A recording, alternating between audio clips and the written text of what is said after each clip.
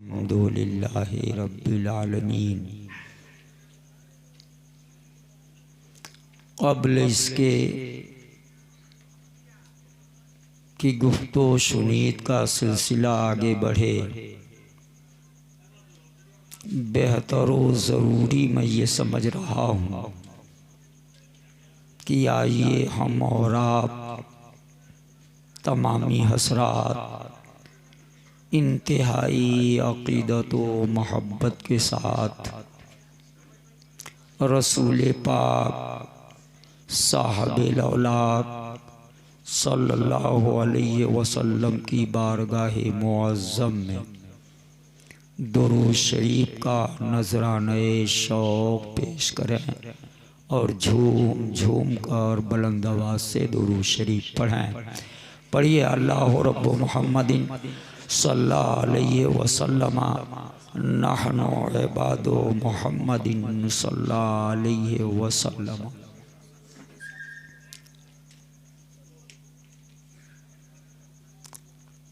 आप मुक़द्दर वाले हो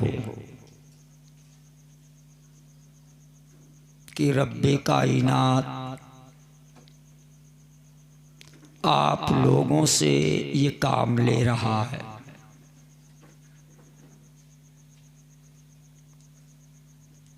ये सबके बस की बात नहीं है ये काम करना। ये जिक्र की महफिल रचाना, जिक्र की महफिल में आना, दिल के कानों से सुनना, ये सबके बस की बात नहीं। अगर रब न चाहे, उसका करम न हो, तो ये काम हमसे और आपसे नहीं हो सकता।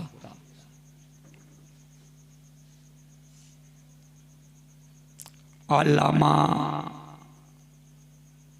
अरशदुल क़ादरी अलैहि रहमा, अल्लाह रब्बुल इज़्ज़त उनके मर्तबे को बढ़ाए, दर्जात को बुलंद करे और उनकी कब्र पे रहमत व अनवार की बारिश करे। उनका दो शेर मुझे याद आ रहा है। उन्होंने कहा था, रोज़ आए मदीने से बादे सबा, रोज़ आए मदीने से बादे सबा, हिजर में दिल हमारा मचलता रहे। रोज़ आए मदीने से बादे सबा, हिजर में दिल हमारा बहलता रहे। या रसूल अल्लाह, हर घड़ी तुम हमें याद आते रहो, हर घड़ी तुम हमें याद आते रहो। या आका को भी याद करना यह आसान नहीं। आका न चाहें तो आदमी की जिंदगी खत्म हो जाए, वो आका को न याद करे। जब वो चाहते हैं तभी कोई उनको याद करता है, उनका जिक्र करता है। वही कहते हैं अल्लामा अरशद, रोज़ आए मदीने से बादे सबा, हिजर में दिल हमारा बहलता रहे। और या रसूल अल्लाह, हर घड़ी तुम हमें याद आते रहो, हर घड़ी तुम हमें याद आते रहो, आलमे हिजर में दिल मचलता रहे। वो कहते हैं जबकि आ जाए अरशद का वक्त आखिरी, जबकि आ जाए अरशद का वक्त आखिरी, तो रंग लाए मेरी निस्बते कादरी। जबकि आ जाए अरशद का वक्त आखिरी, तो रंग लाए मेरी निस्बते कादरी। गोशे दामने पाक हो हाथ में, गोशे दामने पाक हो हाथ में, सामने तुम रहो दम निकलता रहे, सामने तुम रहो दम निकलता रहे। मुसलमानों, आका न चाहें तो कोई उनको याद नहीं कर सकता। गौसे पाक ने तो फरमाया था मैं न चाहूं तो कोई मेरा नाम न ले सके, जब मैं चाहता हूं तब कोई मेरा नाम लेता है। पता चला गौसे पाक ने चाहा, तब यहाँ गौसे पाक के दीवानों ने गौसे पाक के जिक्र की महफिल को रचाया और उनके जिक्र की महफिल में लोग आकर के बैठे। ये बताइए ये अल्लाह का करम नहीं कि ये काम आपसे लिया? तो आप लोग मुकद्दर के धनी हो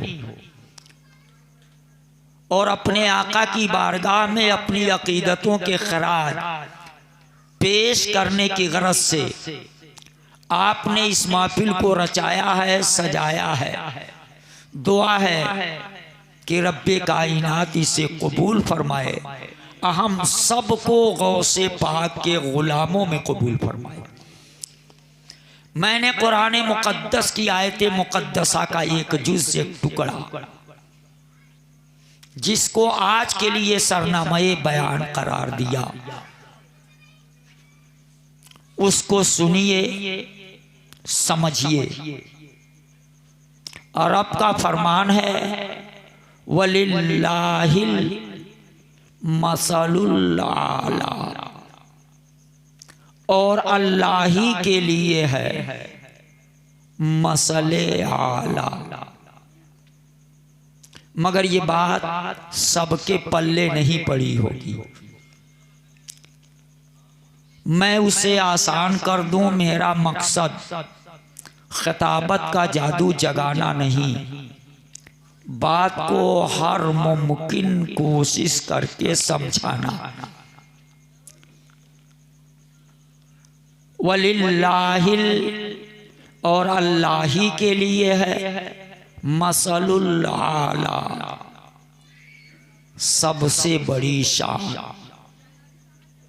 उससे भी आसान कर दूं, अल्लाह ही की शान सबसे बड़ी है। यह है रब का फरमान वलिल्लाहिल मसलुल आला, अल्लाह ही की शान सबसे बड़ी है। तो अब आप आसानी से समझ गए होंगे अल्लाह की वो शान जो सबसे बड़ी है वो अल्लाह नहीं।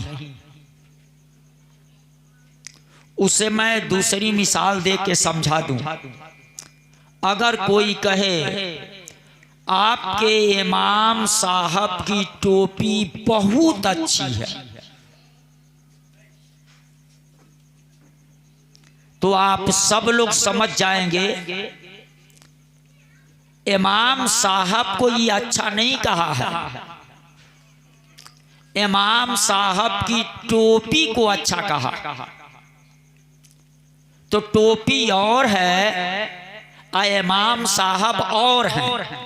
तो जैसे ये कहा जाए आपके इमाम साहब की टोपी अच्छी है या कीमती है, तो आप समझ जाएंगे इमाम साहब की जात अपनी एक जात है और उनकी कुछ चीजें हैं, उसमें से एक चीज उनकी टोपी है। उनकी टोपी की बात कर रहा है कि उनकी टोपी कीमती है, उनकी टोपी अच्छी है, मगर वो टोपी इमाम नहीं है। ये तो सब समझ जाएंगे। तो जैसे इसका मतलब ये निकला कि इमाम साहब की टोपी अच्छी, तो इमाम साहब की जात अलग है, टोपी अलग है। वैसे कुरान मुकद्दस में रब का ये फरमान अल्लाह ही की शान सबसे बड़ी है। तो ये बात समझ में आ गई, अल्लाह और है और उसकी शान जो सबसे बड़ी है वो और है। तो अब सवाल पैदा हुआ अल्लाह की वो शान है क्या जो सबसे बड़ी है? अब ये सवाल पैदा हुआ आखिर वो अल्लाह की शान क्या है जो सबसे बड़ी है? और ये कुरान है, कुरान के एक एक नुक्ते पे हमारा और आपका ईमान है। और अब फरमाता है अल्लाह ही की शान सबसे बड़ी है। तो अब सवाल पैदा होता है आखिर वो अल्लाह की शान है क्या? तो उससे मैं बताऊं कि वो अल्लाह की शान क्या है। उसके लिए आप देखिए और सुनिए, बड़ा अफसोस है हमारी कौम बड़ी आसान आसान बातों को भी पूछा जाए तो बोलती नहीं है। पता नहीं ये कौन सी परेशानी। ये 5 अंगुली है ना, 5 है ना, देख रहे हैं आप लोग? मैं 5 अंगुली दिखला रहा हूं।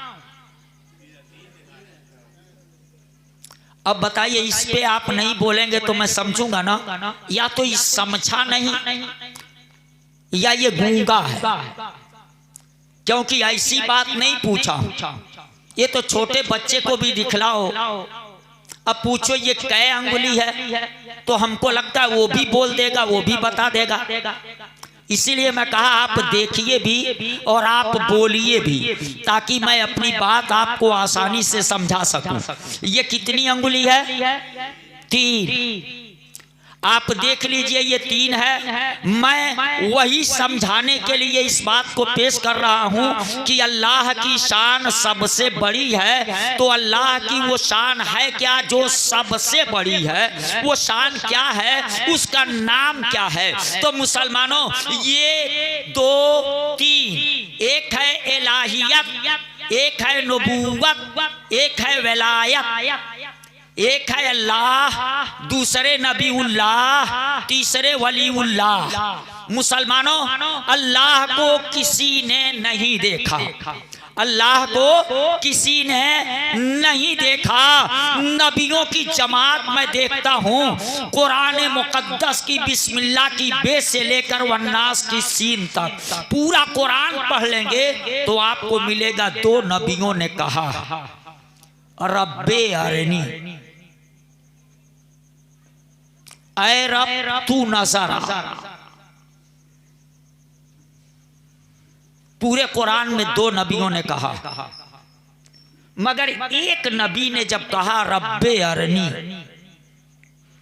तो उससे जवाब मिला लन तरानी, नहीं देख सकते। मगर दूसरे को लन तरानी का जवाब नहीं मिला, दूसरे को दिखलाया गया। मगर दोनों के कहने में थोड़ा सा फर्क था। जिसको लम तरानी सुनाया गया उसने कहा रब्बे अरनी उन्जुर इलैका,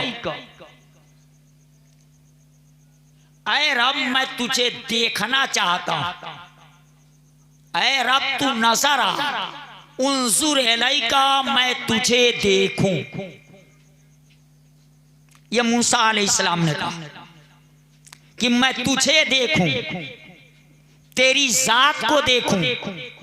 तो जवाब आया लम तरानी, मूसा तुम हरगिज नहीं देख सकते।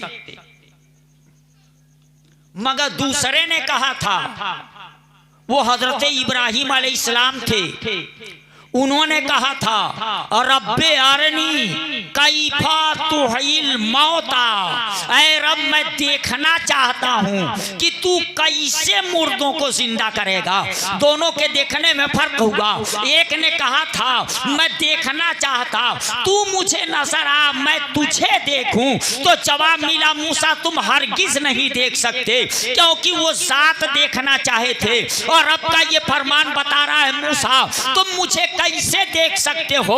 अरे मेरी जात को वो देखे जो मेरी जात का मज़हर बन करके गया हो। सारे नबी मेरी सिफात के मज़हर बन करके गए हैं, तुम भी सिफत इलाही के मज़हर बन करके गए हो। तो सिफत देखने की बात करते तो दिखला दिया जाता, मगर मज़हर बने हो सिफत के और देखना चाहते हो जात, ये मुमकिन ही नहीं है। जो सिफत का मज़हर हो वो जात कैसे देखेगा? तो रब ने फरमाया तुम हरगिज नहीं देख सकते। मगर इब्राहिम अलैहिस्सलाम ने कहा था रब्बे अरनी कैफा तुहिल मौता, ऐ रब मैं देखना चाहता हूँ मगर तुझे नहीं देखना चाहता। मैं तेरी ये सिफत देखना चाहता कि तू कैसे मुर्दों को जिंदा करेगा, कैसे मुर्दों को जिलाएगा, मैं ये देखना चाहता। तो ये खुदा की जात नहीं है, ये खुदा की सिफत है कि तू कैसे मुर्दों को जिंदा करेगा। तो रब्बे कायनात ने पूछा था मेरे खलील खलील क्या तुझे यकीन नहीं है? तो उन्होंने कहा क्यों नहीं, मगर इत्मीनाने कल्बी के लिए मैं देखना चाहता कि तू कैसे मुर्दों को जिंदा करेगा। तो ये कुरान में पूरा तफसील से वाकया वहीं जाकर के देखिए जहां इब्राहिम अलैहिस्सलाम का ये कहना है कि अरे मैं देखना चाहता रब्बे अरनी कैफा तुहील मौता। अब यहाँ से पूरा वाकया और रब ने फरमाया अगर इत्मीनाने कल्बी के लिए देखना चाहते हो कि मैं कैसे मुर्दों को जिंदा करूंगा तो जाओ 4 तरह के परिंदे लो, 4 तरह, और चारों को लाके अपने से मानूस कर लो। अब मानूस करने के बाद उन चारों को ज़बह कर दो, और चारों को ज़बह करके उनकी बोटी बना दो, फिर उनका कीमा कीमा कर दो, कीमा कीमा करके एक में मिला दो, और उसके बाद 4 पहाड़ों पे उस कीमा को रख दो, और रखने के बाद तुम जो 4 परिंदों को लाए मानूस किए, जिन 4 परिंदों को तूने ज़बह किया उनका नाम लेके एक एक के पुकारो, देखो वो कैसे जिंदा होकर के दौड़ रहे हैं, कैसे तेरे पास आ रहे हैं। मुसलमानों ये कुरान है, इसका इनकार करके कोई मोमिन रह नहीं सकता।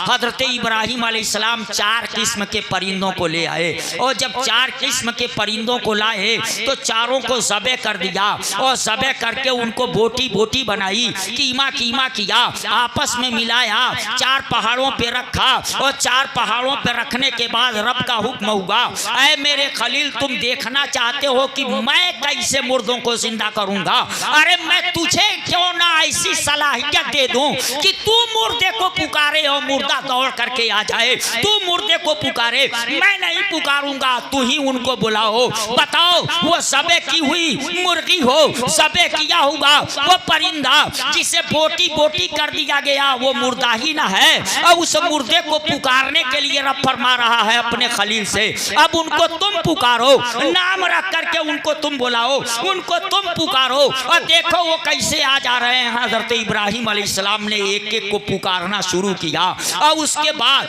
वो सब चले एक एक करके आए, और इनके पास आ करके हजरत इब्राहिम अलैहिस्सलाम के पास हाजिर हो गए। मुर्दे को जिंदा करने की बात थी, इब्राहिम अलैहिस्सलाम की जुबान में वो असर खुदा ने पैदा कर दिया, वो असर खुदा ने पैदा कर दिया कि इब्राहिम अलैहिस्सलाम पुकारे, और वो परिंदे जिंदा हो गए, दौड़ करके आ गए। इब्राहिम अलैहिस्सलाम को यकीन हो गया जो खुदा इस पे कादिर है कि मेरी जुबान में वो असर पैदा कर दे कि मैं मुर्दे को पुकारूंगा वो दौड़ के आ जाए, तो वो खुदा तो बदरजे औला मुर्दों को जिंदा कर देगा। वो अपने किसी बंदे किसी नबी को ये पावर दे दे कि उसकी जुबान से निकले और मुर्दा जिंदा होकर के आ जाए, वो परिंदा दौड़ करके आ जाए जिसे ज़बह किया जा चुका है, कीमा कीमा किया जा चुका है, तो वो रब्बे कायनात तो बदरजे औला मुर्दों को जिंदा कर देगा। मुसलमानों उनको दिखला दिया गया, मगर ये ज़ात देखना चाहे थे, इसलिए वह ज़ात तो वो देखे जो मेरी ज़ात का मजहर बन के गया। खुदा की ज़ात के मजहर वो मुस्तफ़ा जाने रहमत जो नबियों के नबी रसूलों के रसूल वो रसूल आज़म, वो खुदा की ज़ात के मजहर बन कर के आए, और सारे नबी खुदा की सिफात के मजहर बन कर के आए। यही वजह है कि मेराज की शब सर की आंखों से मुस्तफ़ा ने खुदा की ज़ात को देखा, तो देखा खुदा को किसी ने नहीं, वो अल्लाह है। और जब देखा नहीं तो फिर इलाहियत को कोई समझे कैसे? तो इलाहियत की दलील नबूवत अब दावा नहीं समझा जाता है, दलील समझी जाती है, दावा जो भी है, मगर जब एक इंसाफ की कुर्सी पर जज बैठता है तो दोनों तरफ से वकील बहस करते हैं और अपने दावे को सही साबित करने के लिए दलीलें पेश करते हैं। जिसकी दलील मजबूत होती है उसी का दावा मान लिया जाता है, और जिसकी दलील कमजोर हुई उसका दावा फुसफुसा हो जाता है, उसका दावा नहीं तस्लीम किया जाता। तो इलाहियत की दलील नबूवत है। इसलिए मुसलमानों, अब इलाहियत को ना देखो, नबूवत को देखो जो दलील है। और नबी जो है वो अल्लाह की शान है, नबूवत इलाहियत की दलील है और नबी अल्लाह की शान है। तो सारे के सारे नबी अल्लाह की शान है, सारे नबी अल्लाह की शान है। और जब सारे नबी अल्लाह की शान, तो सवाल पैदा होता है उसमें जो नबियों का है इमाम मुक्तदी से बहरहाल आला होता है, तो कुछ इम्तियाज होनी चाहिए। इम्तियाज ये होनी चाहिए, नहीं तो मुक्तदी और इमाम बराबर हो जाएंगे। और सारे नबी मुक्तदी, अब मेरे आका इमामुल अंबिया, तो मुसलमानों इमाम की कुछ इम्तियाजी शान होगी ना, जिससे समझा जाए कि ये इमाम है। और सारे नबी खुदा की शान, तो मुस्तफ़ा की इम्तियाजी शान क्या है? तो जवाब मिलेगा हाँ, फर्क है मुक्तदी और इमाम में। सारे नबी अल्लाह की शान है, मगर मुस्तफ़ा खुदा की सबसे बड़ी शान है। अब फर्क हो गया, शान और है या सबसे बड़ी शान और है। अब कुरान की वो आयत पढ़ो, वलिल्लाहिल मसलुल आला, अल्लाह ही की शान सबसे बड़ी है, यानी अल्लाह का मुस्तफ़ा सबसे बड़ा है, अल्लाह का मुस्तफ़ा सबसे बड़ा है, उससे बड़ा कोई नहीं है। ला यमकिनु सनाओ कमा काना हक़्क़हू, ला यमकिनु सनाओ कमा काना हक़्क़हू, बादस खुदा बुजुर्ग तुई, किस्सा मुख्तसर। खुदा के बाद अगर सबसे आला, सबसे बुलंदो बाला कोई ज़ात है तो वो ज़ात मुस्तफ़ा की ज़ात। सुभान अल्लाह, बेशक बहुत खूब। वलिल्लाहिल मसलुल आला, अल्लाह ही की शान सबसे बड़ी। अल्लाह की शान क्या है? सारे नबी अल्लाह की शान, नबूवत इलाहियत की दलील है। तो सारे नबी तो अल्लाह की शान हो गए, मगर नबियों की शान क्या? उनकी भी अपनी शान होगी ना। सारे नबी तो अल्लाह की शान, मगर खुद उस नबी की शान क्या है? तो हजरात आपको बताऊं, सारे नबी अल्लाह की शान, मुस्तफ़ा अल्लाह की सबसे बड़ी शान। और जो वली हैं वह नबी की शान, जो वली हैं वो नबी की शान। और वलियों में मुसलमानों जो इमामुल औलिया कहे जाएं, गौसे पाक हैं, वो मुसलमानों मुस्तफ़ा की सबसे बड़ी शान। अब देखिए, इलाहियत की दलील नबूवत, और नबूवत की दलील विलायत, नबी अल्लाह की शान और वली नबीउल्लाह की शान। जब नबी की शान वली हुए तो अक्ल कहती है हर नबी को वली मिलना चाहिए, क्योंकि हर नबी की अपनी शान होगी। और जब हर नबी की अपनी शान होगी तो हर नबी को वली मिलना चाहिए। तो हर नबी की उम्मत में वली हुए, हर नबी की उम्मत में वली हुए, और हर नबी को वली मिले, क्योंकि वली उस नबी की शान हुआ करता है। और ये जान लीजिए, एक खुदा की कुदरत है, और दूसरा नबी का मोजेज़ा है, और तीसरा वली की करामत है। मुसलमानों, जो खुदा की कुदरत है वही नबी का मोजेज़ा है, और जो नबी का मोजेज़ा है वही वली की करामत है। क्योंकि नबी जो करामत दिखला, वली जो करामत दिखलाता है वो जिस नबी की उम्मत का होता है, उसी नबी के मोजेज़े को वो करामत की शक्ल में पेश करता है, जिसे करामत कहा करते हैं। मुसलमानों, ये सब एक ही है, जो खुदा की कुदरत वो नबी का मोजेज़ा वही वली की करामत। अब खुदा की कुदरत को कोई क्या नापेगा, उसकी कुदरत क्या है। कुरान जाकर के पढ़िएगा, पता चल जाएगा उसकी कुदरत का। कुरान में बड़ी तफसील से एक वाकया, बड़ी तफसील से एक वाकया, वो हजरत सुलेमान अलैहिस्सलाम का, जो अपनी लश्कर को लिए चले जा रहे थे। और जब लश्कर लिए चले जा रहे थे तो एक वादी है, वादी नमल। कुरान में इस नाम से मुकम्मल तौर से एक सूरत नाजिल हुई है, सूरह नमल। उस वादी का नाम वादी नमल। उस वादी नमल से वो दूर थी, वो चींटियों की वादी। अब जाकर के कल सूरह नमल पढ़िएगा, उसकी तफसीर देखिएगा, आपको पता चल जाएगा।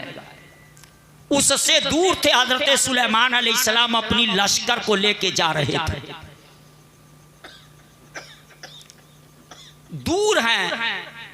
और चींटियों की सरदारनी ने चींटियों में एक ऐलान किया। ऐलान क्या किया? ऐ चींटियों, तुम सब के सब अपनी अपनी सुराखों में घुस जाओ। किस लिए? इसलिए कि सुलेमान अलैहिस्सलाम अपनी लश्कर के साथ आ रहे हैं, कहीं ऐसा न हो कि अनजाने में तुम कुचल जाओ। चींटी ने यह ऐलान किया। आज इस तरक्की के जमाने में साइंस वाले कोई ऐसी मशीन न बना सके जिस मशीन के जरिए वो चींटी की आवाज हमको सुना दे। ये तरक्की का जमाना कहा जा रहा। चंद्रयान 3 को चांद पे पहुंचाया जा रहा। ये बड़ा तरक्की का जमाना समझा जा रहा।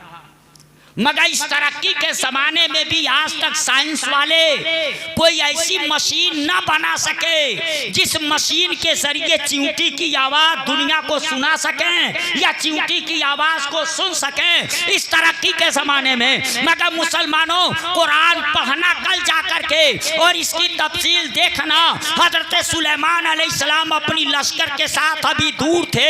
वादी नमल में चींटी ने ऐलान किया था, ऐ चींटियों, तुम सब के सब अपनी अपनी सुराखों में घुस जाओ। कहीं ऐसा न हो कि हजरत सुलेमान अलैहिस्सलाम अपनी लश्कर के साथ आ रहे हैं, अनजाने में कहीं तुम कुचल न जाओ, इसलिए तुम अपनी अपनी सुराखों के अंदर घुस जाओ। जब ये चींटी ऐलान की थी तो उस वक्त हजरत सुलेमान अलैहिस्सलाम उस आवाज को सुने थे। पता चला साइंस वाले कितना ही तरक्की कर दें मगर वहां नहीं पहुंच सकते जहां एक नबी का तलवा पहुंचा हुआ है, जहां एक नबी का तलवा पहुंचा हुआ है।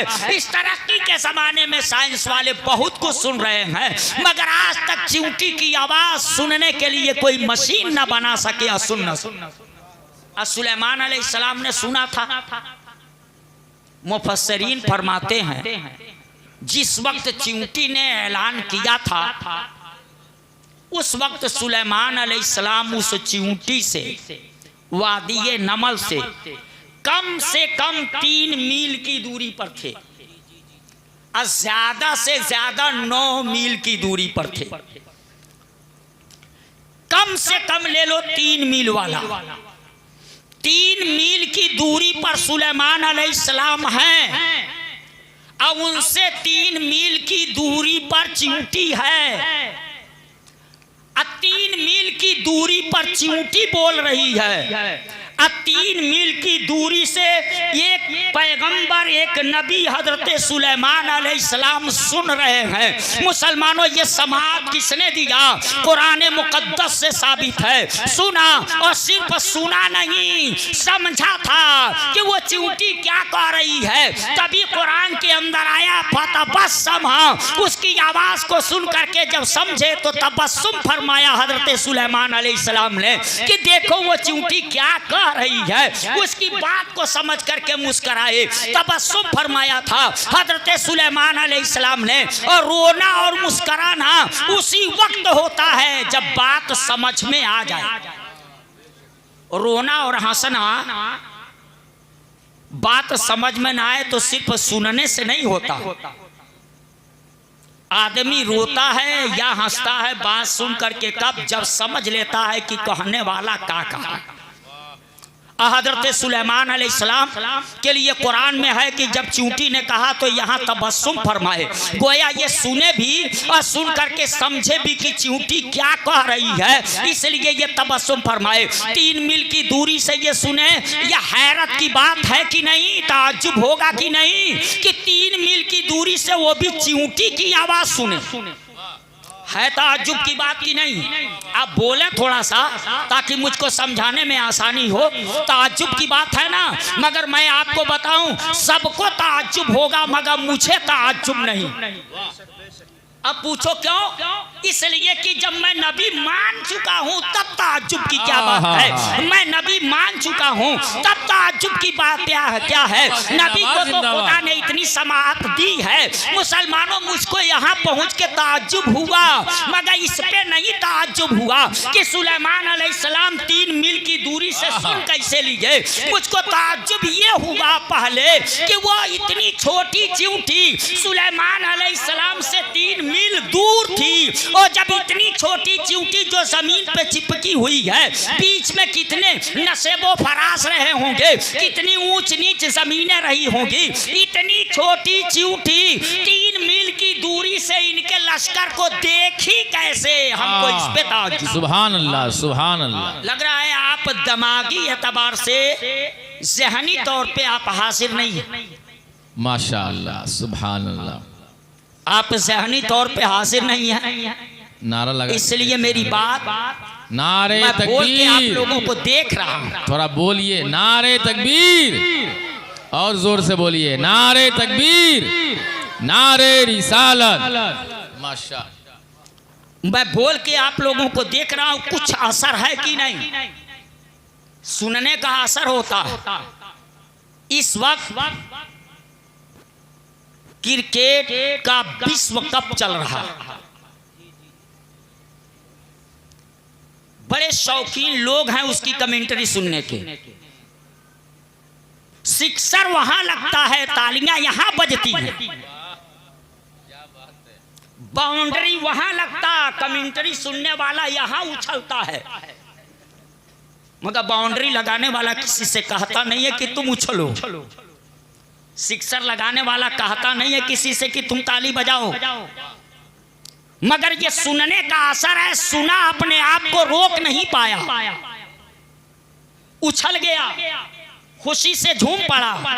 और सिर्फ ये नहीं कि इसी का असर होता है, पहली गेंद पे सिक्सर लगा, ताली बजाया, उछला, दूसरी गेंद पे बाउंड्री लगी, अपने आप को रोक नहीं पाया और बोला क्या लवली शॉट है, ये मेरा पसंदीदा शॉट है, क्या शॉट लगाया है, बीच में कोई रोक न सका, बड़ा प्यारा शॉट लगाया है। मुसलमानों अपनी खुशी का इजहार किया, मगर जब तीसरी बॉल पे वो बोल्ड आउट हो गया या कैच आउट हो गया, तो आउट तो वहां हुआ था, मगर यहाँ जैसे ही सुना कि वो आउट हो गया तो ये अपना सर पकड़ लिया, नालायक, नाक कटा के रख दिया, पूरी लोटिया डुबो करके रख दी। तो मुसलमानों सुनने का असर होता है। तेरी गैरत कहाँ मर गई है मुसलमानों।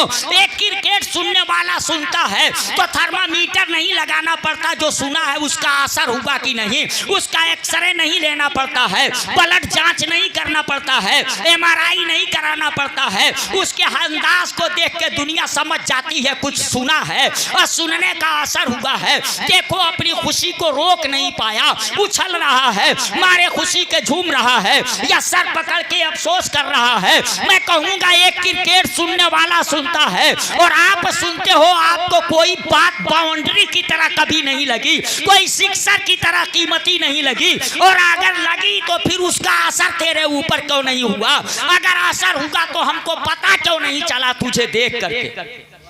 पता चला इसके ऊपर कुछ असर नहीं पड़ता है, ये मिट्टी की बेजान मूर्त बना के रख दो और पूरी कमेंटरी उसको सुना दो, न कभी वो खुश नजर आएगा न कभी गमगीन दिखाई देगा, हमेशा एक जैसा।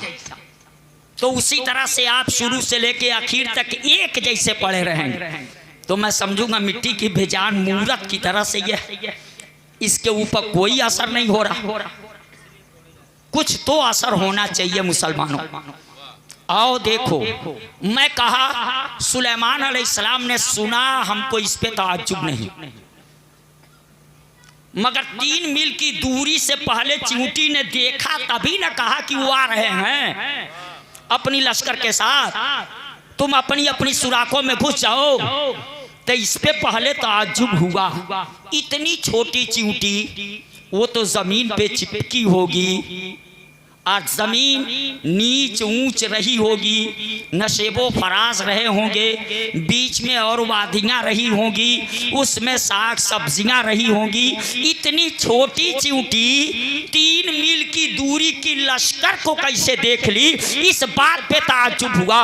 मगर थोड़ी देर ताज्जुब हुआ, ईमान ने झिझोड़ा, अरे जालिम तू ताज्जुब कर रहा है क्या, खुदा की कुदरत पे तुझको यकीन नहीं है? खुदा इस पे कादिर है कि चींटी को भी वो दे दे बसारत कि चींटी 3 मील नहीं, अगर 30 मील को रब चाहे तो चींटी को वो ताकत दे दे कि 30 मील की चीजों को चींटी देख ले। मुसलमानों, जो खुदा इस पे कादिर है और सुलेमान अलैहिस्सलाम को ऐसी समाअत दिया, वह रब्बे कायनात अपने महबूब को क्यों ना ऐसी समाअत अता कर दे कि दुनिया के किसी गोशे से कोई दरूदो सलाम पढ़े, मुस्तफा वहीं से सुन लिया था। सुनते मुसलमानों, तो वो खुदा की कुदरत, खुदा इस पे कादिर की चींटी को भी ऐसी बसारत दे दे, सुलेमान अलैहिस्सलाम को ऐसी समाअत दे दे, वो खुदा की कुदरत। अब वो कुदरत ही है जो नबी का मोजेसा होता। तो अब नबी का मोजेसा कैसा होगा? अब वो अब उसकी उम्मत के वली से सादिर हुआ तो उसी को करामत कहे, मगर है सबकी हकीकत एक। जैसे एक दूध है और दूसरा उसकी छाली बलाई और तीसरा घी है, मगर तीनों की असल एक है। अगर दूध नहीं होता तो छाली कहाँ से आती, वो बलाई कहाँ से आती, और वो बलाई नहीं होती तो ये घी कहाँ से निकलता। मगर 3 वक्तों में 3 नाम रखा गया। एक वक्त उसको दूध कहा गया, दूसरे वक्त दही छाली बालाई कहा गया, और तीसरी जगह पे पहुंचने के बाद उसको घी कहा गया। मुसलमानों, ठीक इसी तरह से एक खुदा की कुदरत कहते, वही दूसरी जगह पे आने पे नबी का मोजेसा कहते, और वही तीसरी जगह पे पहुंचने पे वली की करामत कहते। वली जो होता है वो नबी की शान होता है। तो अक्ल कहती है हर नबी को वली मिले होंगे, क्योंकि हर नबी की अपनी शान होगी। और जब हर नबी की अपनी शान होगी, अब वली उनकी शान है, तो हर नबी को वली, हर नबी को वली मिले। अब नबी जिस शान का, उसकी उम्मत का वली उसी शान का, और उसकी उम्मत का वली जो करामत दिखलाया, वो करामत उसके नबी का मोजेजा ही था। तो जिस शान का नबी, उसकी उम्मत का वली उसी शान का। तो अब नबियों में इमामुल अंबिया की शान का कोई नहीं ना, सारे नबी खुदा की शान, मुस्तफ़ा खुदा की सबसे बड़ी शान। तो अब मुस्तफ़ा की शान जैसी किसी की शान नहीं ना नबियों में। अगर नबियों में किसी की शान मुस्तफ़ा जैसी नहीं है, तो मुसलमानों, वलियों में मुस्तफ़ा की उम्मत के वलियों की शान जैसी किसी नबी की उम्मत के वली की शान, वाह सुभान अल्लाह, सुभान नहीं होगी। अब बताओ, देखो एक वली क्या होता है, उसके लिए कुरान खोलो। एक नबी देखो, जिस नबी को रब्बे कायनात ने पूरी दुनिया की सल्तनत अता फरमाई, मगर जिसको दुनिया की सल्तनत अता की जाए, उसके पास इतना साधन हो कि वो पूरी दुनिया का दौरा कर सके, देख सके, नहीं तो संभालेगा कैसे। वो हजरत सुलेमान अलैहिस्सलाम जिनको पूरी दुनिया की सल्तनत खुदा ने अता की थी, तो उनके पास सवारी भी वो थी कि आज के तरक्की के ज़माने में भी उतनी तेज रफ्तार सवारी आज तक साइंस वाले न बना सके। आज तक उतनी तेज रफ्तार सवारी न बना सके जितनी तेज रफ्तार सवारी थी हजरत सुलेमान अलैहिस्सलाम। जहां सूरज निकलता है ना, बिल्कुल मशरिक से अगर चलते सुबह को तो मगरिब में वो दोपहर में पहुंच जाते, अब फिर वहां से शाम तक पलट करके अपनी मंजिल पे आ जाते।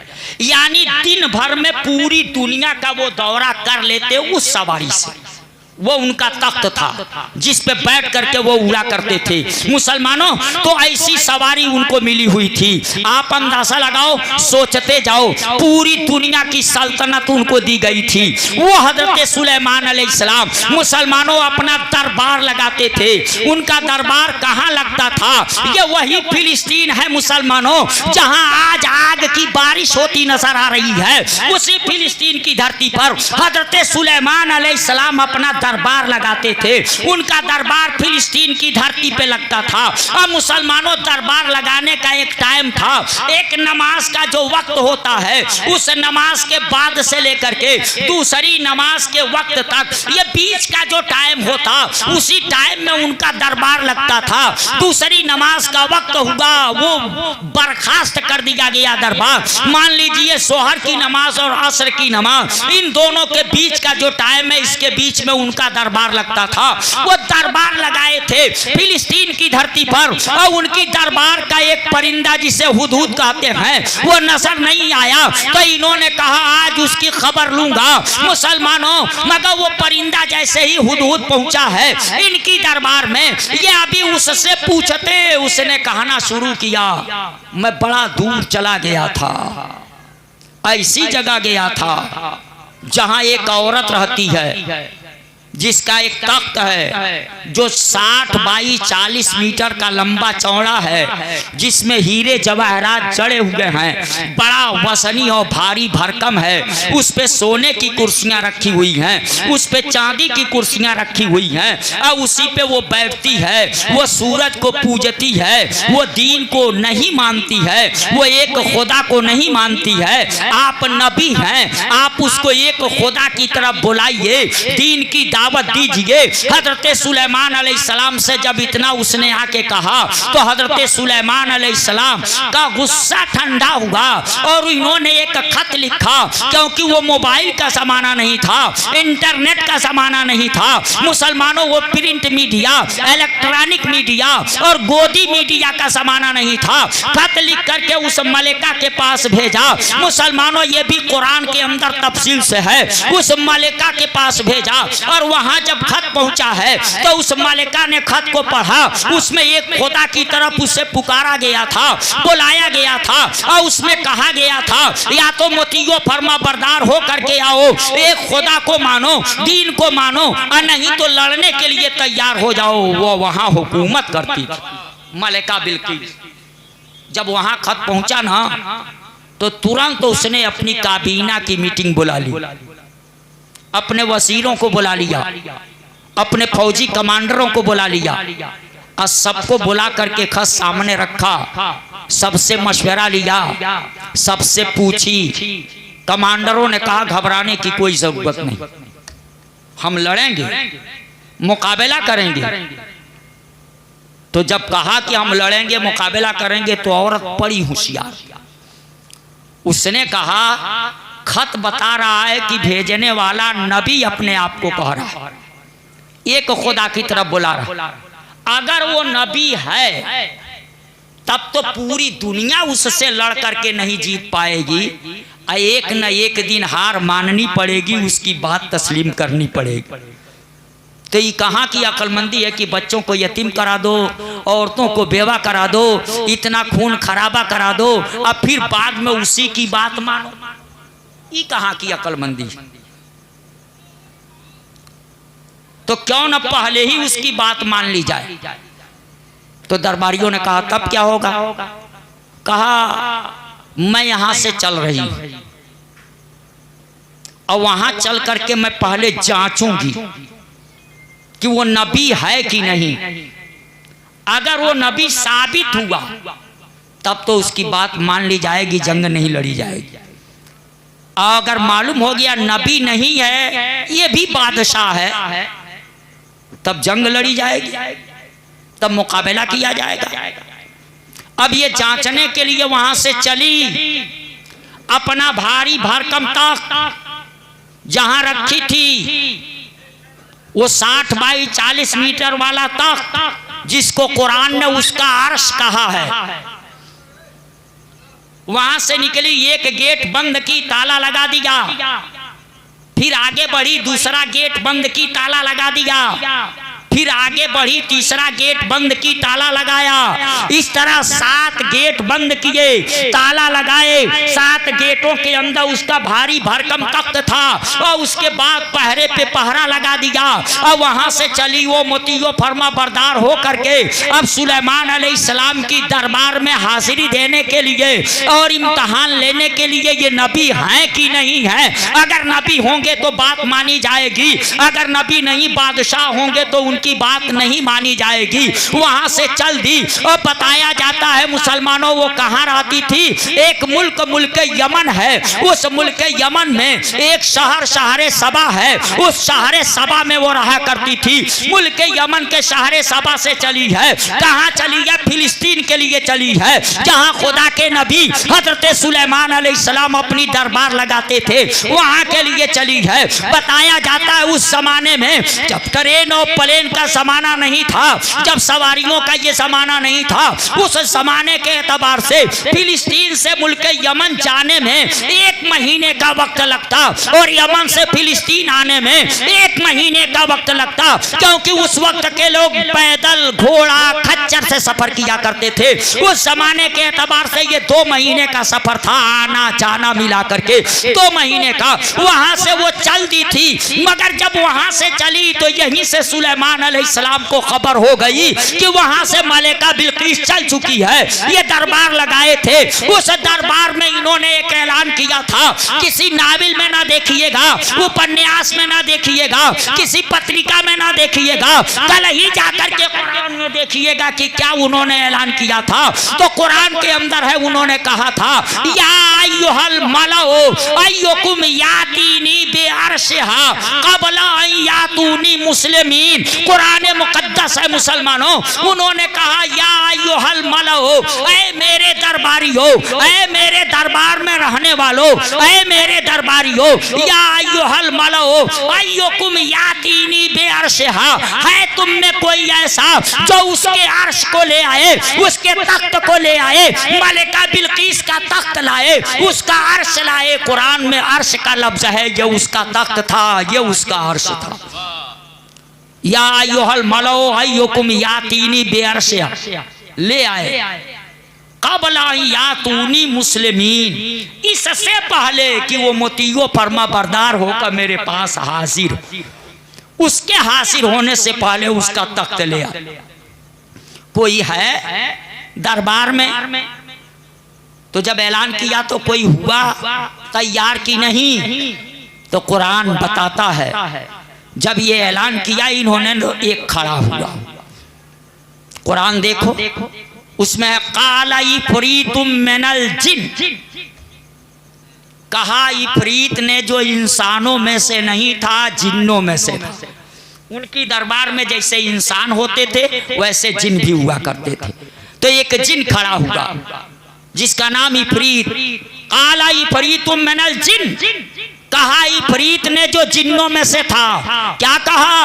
अनाती कबही, मैं ले आऊंगा उसके उस अर्श को, मैं लाऊंगा उसके भारी भरकम तख्त को। अना आती कबे ही कबलान तकूम मिन मकामे का, इससे पहले कि आप ये दरबार लगाए हैं, इस दरबार को बर्खास्त करेंगे, उससे पहले पहले मैं उसका अर्श ला के हासिल कर दूंगा, उसका तख्त ला करके हासिल कर दूंगा। वो दरबार 2 घंटा 3 घंटे का अगर लगता था तो गोया उसने कहा कि मैं घंटा 1.5 घंटे में उस तख्त को ला करके हासिल कर दूंगा। आप ये दरबार बर्खास्त नहीं करेंगे, उससे पहले तख्त को ला करके हासिल कर दूंगा। कुरान।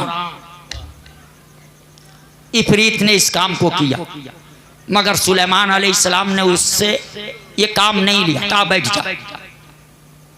मैं सोच में पड़ गया, यार इतना जल्दी लाने को तैयार है। फिर उसको बैठाया क्यों सुलेमान अलैहिस्सलाम ने? तो जवाब मिलेगा तुझको नहीं पता, मगर सुलेमान अलैहिस्सलाम को पता था। हमारी दरबार में तो इससे भी कम टाइम में लाने वाला बैठा। उनको ये इल्म था कि मेरी दरबार में तो इससे भी कम टाइम में लाने वाला बैठा। कहा भाई बैठा दिया। जब बैठा दिया तो अब दूसरा खड़ा होगा जो कम टाइम में लाने वाला बैठा था। वो खड़ा हुआ, उसने क्या कहा? तो कुरान में रब फरमाता वो कौन था, क्या कहा? क़ालल्लज़ी इंदहु इल्मुम मिनल किताब। अब उसने कहा जो किताबे इलाही से कुछ इल्म रखता था, पूरी किताबे इलाही का नहीं, किताबे इलाही से कुछ इल्म रखता था, उसने कहा क़ालल्लज़ी इंदहु इल्मुम मिनल किताब। क्या कहा? अनाती का बेही, उसके तख्त को मैं लाऊंगा, उसका अर्श मैं लाऊंगा। कितने टाइम में लाऊंगा? अनाती का बेही क़ब्ल अन यर्तद्द इलैका तरफुक, पलक झपकने से पहले लाऊंगा। कहा उस तख्त को मैं लाऊंगा, पलक से पहले लाऊंगा। कहां से लाना है और कहां ले आना है? तो मुसलमानों मुल्क के यमन के शहर सबा से लाना है। क्या लेकर के आना है? 60 बाई 40 मीटर का लंबा चौड़ा तख्त लेकर के आना है, जिसमें हीरे जवाहरात जड़े हुए हैं, जिसपे सोने की कुर्सियां हैं, जिसपे चांदी की कुर्सियां हैं। जमाना ट्रेन का नहीं है, जमाना प्लेन का नहीं है। और टाइम कितना लिया? पलक झपकने से पहले लाऊंगा। मुसलमानों जरा अंदाजा लगा लेना, सोच लेना, ये कौन था? हजरत सुलेमान अलैहिस्सलाम की उम्मत का एक वली था। अब मैं कहूंगा वली जिस नबी की उम्मत का होता है, वो नबी जिस शान की होगा, उसकी उम्मत का वली उसी शान का होगा। तो सुलेमान अलैहिस्सलाम की उम्मत के वली की ये शान है मुसलमानों कि फिलिस्तीन में बैठे और मुल्क यमन के शहर सबा से इतना वजनी और भारी भरकम तख्त लाने के लिए कहे और कहे कि पलक झपकते लाऊंगा। और कहा था दुनिया ने उसको दरबार से जाते भी नहीं देखा और दुनिया ने उसको दरबार में आते भी नहीं देखा। इतना कहा और तख्त दरबार में हासिल कर दिया। पता चला न उसको जाना पड़ा था न आना पड़ा था, और यहीं से तख्त को ला करके हासिल कर दिया। जब सुलेमान अलैहिस्सलाम की उम्मत के एक वली की ये शान होगी तो मुसलमानों नबियों के इमाम इमामुल अंबिया की उम्मत के वली नहीं, बल्कि वो इंसान, वो गौसे आज़म मुसलमानों, वो गौसे आज़म जिनकी शान मुफ्ती आज़म हिंद अलैहि रहमत और इस्वा अपने नस्म में सिल्के नस्म में पीरो करके कहते हैं, खिला मेरे दिल की कली गौसे आज़म, खिला मेरे दिल की कली गौसे आज़म, मिटा कल्ब की बेकली गौसे आज़म, मिटा कल्ब की बेकली गौसे आज़म। सदागर यहाँ मैं न दूं तो कहाँ दूं, सदागर यहाँ मैं न दूं तो कहाँ दूं। कोई और भी है गली गौसे आज़म, कोई और भी है गली गौसे आज़म। कदम गर्दने औलिया पर है तेरा, कदम गर्दने औलिया पर है तेरा। तू है रब का ऐसा वली गौसे आज़म। नारे तकबीर, नारे रिसालत, उलमाए अहले सुन्नत, जश्ने गौसे आज़म हजरत अल्लामा कमरुद्दीन साहब क़िबला। अब उसी वाक़े पे आइए। जब इन्होंने कहा कौन है जो तख्त लाएगा, तो लाने वाला वही था। उनकी उम्मत का वली कहा मैं लाऊंगा, पलक झपकते लाऊंगा, और उसने ला करके हासिल किया। ना जाना पड़ा ना आना पड़ा। अक्ल कहती है गौस के गुलामों अपने मुकद्दर पे नाज करो। जब सुलेमान अलैहिस्सलाम की एक उम्मत के वली को न जाना पड़ रहा है यमन, न आना पड़ रहा है, और वहां का इतना भारी तख्त यहाँ पहुंचा दे रहा है, तो तुम भी दुनिया के किसी गोशे से दिल से गौसे पाक को पुकारो। न गौसे पाक को आने की जरूरत है न जाने की जरूरत है, हर वक्त वो तेरे पास हाजिर मिले। दिल से तो उनको पुकारो। वो गौसे पाक, उनकी शान, मेरे आका नबियों के इमाम गौसे पाक वलियों के इमाम। खुदा ने सारे नबियों को वली दिए मगर गौसुल आजम किसी को नहीं दिया। क्यों? इसलिए कि कोई नबी रसूल आजम न हो सका, इसीलिए किसी नबी को रब्बे कायनात ने गौसे आजम नहीं दिया। गौसे आजम की शान बहुत बुलंद, बहुत बुलंद। उनकी शान हम क्या बयान करें, बस इतनी बात समझ लो, मुस्तफ़ा खुदा की सबसे बड़ी शान। तो उनका मकाम इतना ऊपर है कि गुंजाइश नहीं है कि वहां से ऊपर कोई बढ़ाए। वो अक्ल के अंधे हैं जो कहते हैं नबी को बड़ा ऊंचा कर देते हैं। उनसे पूछो पहले हद तो मुतय्यन करो। नबी ऐसी जगह पे है इतने बुलंद मकाम पर कि उसके ऊपर बढ़ाने की गुंजाइश ही नहीं है। एक सूरत है बढ़ाने की कि मुस्तफ़ा को कोई खुदा कह दे, इसके अलावा बीच में कोई और जगह नहीं बची है कि मुस्तफ़ा को बढ़ाया जाए। मुस्तफ़ा को बढ़ाने की एक सूरत है कि मुस्तफ़ा को कोई खुदा कह दे, और मुस्तफ़ा को सब मुस्तफ़ा कहते हैं, खुदा नहीं कहते। इसीलिए तो हम मिलादुन नबी का जलसा करते हैं, मिलादुन नबी का जुलूस निकालते हैं, मिलादुन नबी के झंडे लगाते हैं, ताकि दुनिया धोखे में न पड़े। हम मुस्तफ़ा को न खुदा कहते हैं, न खुदा का बेटा कहते हैं, खुदा का बंदा कहते हैं, क्योंकि हम नबी की मिलाद करके बताते हैं कि मिलाद माने पैदाइश। और जो पैदा होता है वो खुदा नहीं होता, जो खुदा होता है वो पैदा नहीं। नारे रिसालत उलमाए अहले सुन्नत अक्ल के लंगड़े कहते हैं मिलादुन नबी को ये शिर्क कहते हैं, मगर मैं कहता हूँ मुसलमानों मिलादुन नबी तो शिर्क से बचाने की चीज है कि नबी की मिलाद पढ़ करके बताओ हम खुदा से नहीं मिलाते, क्योंकि जो पैदा होता है वो खुदा होता ही नहीं है, और जो खुदा होता है वो पैदा ही नहीं होता है। तो हम मुस्तफ़ा की पैदाइश बयान करते हैं, तारीख़ पैदाइश बयान करते हैं, तो मुस्तफ़ा उस मकाम पर है कि वहां से ऊपर बढ़ाने की कोई गुंजाइश नहीं। गौसे पाक उस मकाम पर हैं कि वहां से उनको भी ऊपर बढ़ाने की कोई गुंजाइश नहीं। एक सूरत है कि गौसे पाक को कोई नबी कहे, रसूल कहे, वरना बीच में अब कोई जगह नहीं बचती। इसीलिए आसिया अलैहिर्रहमा ने कहा था, पूछते हो शहे जीना के फजाइल हासी, पूछते हो शहे जीला के फजाइल हासी, तो हर फजीलत के वो जामे हैं नबूवत के सिवा। एक नबूवत निकाल दो, बाकी सारी फजीलतें गौसे पाक के अंदर। यानी वो नबी नहीं, मुस्तफ़ा खुदा नहीं, गौसे पाक नबी नहीं, ये उम्मती वो नबी, मगर वो नबी हैं खुदा नहीं, ये उम्मती हैं नबी नहीं, बाकी बीच में और कोई जगह नहीं। मेरे आका इमामुल अंबिया गौसे पाक इमामुल औलिया, यही वजह है कि इमामुल अंबिया के लिए सारे नबियों को रब्बे कायनात ने झुका दिया, और रब ने जो जलसा किया उसमें कहा नबियों को इकट्ठा किया था, और नबियों से कहा जब तेरे जमाने में मेरा महबूब जाए तो बताओ तुम ईमान लाओगे कि नहीं, उसकी मदद करोगे कि नहीं। अरे वो कहे जिसको पता न हो कि कब भेजेगा, मगर रब को तो पता था ही कि मैं अपने महबूब को उस वक्त भेजूंगा जब आदम नहीं होंगे, हजरत नूह नहीं होंगे, हजरत शीश नहीं होंगे, हजरत मूसा नहीं होंगे, हजरत ईसा नहीं होंगे, हजरत इब्राहिम नहीं होंगे, फिर रब का ये कहना कि मेरा महबूब तेरे जमाने में जाए तो ईमान लाओगे ना? बताओ, उसकी शरीयत पे अमल करोगे ना? उसको इमाम मानोगे ना?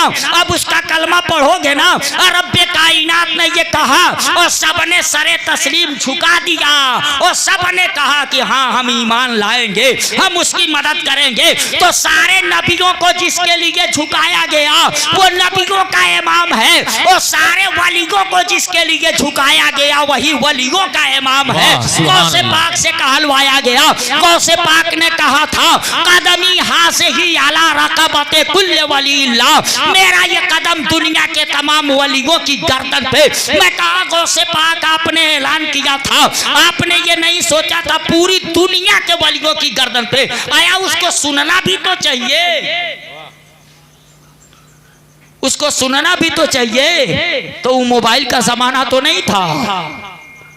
एक जगह से गौसे पाक ने ऐलान किया और कह रहे पूरी दुनिया के वलियों की गर्दन पे, मगर उनकी आवाज पूरी दुनिया के वलियों ने सुना, पहुंचा दिया हर जगह तक आवाज। जो अपनी आवाज पूरी दुनिया में पहुंचाने की कुदरत रखता हो वो अपने गुलामों की आवाज पूरी दुनिया से सुनने की भी ताकत रखता है।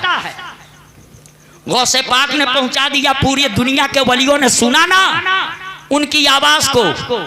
तो जो अपनी आवाज पहुंचाने पे कादिर हो दुनिया के गोशे गोशे में, वो अपने गुलामों की सदा सुनने पर भी कादिर है, चाहे दुनिया के किसी गोशे से कोई पुकारे।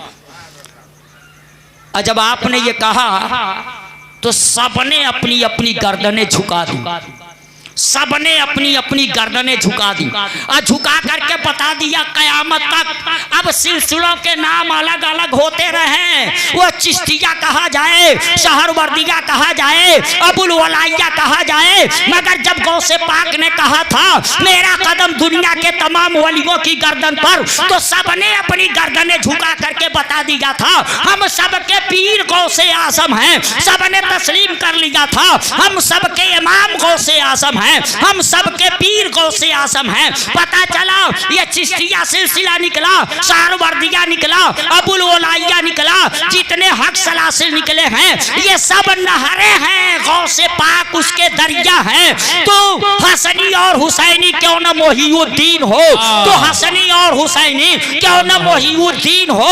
मजमउल बहरैन है या गौस जब दरिया तेरा, मजमउल बहरैन है या गौस जब दरिया तेरा, सब फैज़याब हो रहे हैं तो गौसे पाक के दरिया से फैज़याब हो रहे हैं। इसीलिए तो हम कहा करते हैं कादरी कर, कादरी रख, कादरीगो में उठा, कादरी रख, कादरी कर, कादरीगो में उठा। कदरे अब्दुल कादिर कुदरत नुमा के वास्ते, कदरे अब्दुल कादिर कुदरत नुमा के वास्ते। और दूसरे ने कहा कादरी सिलसिला है मुकद्दर मेरा, कादरी सिलसिला है मुकद्दर मेरा।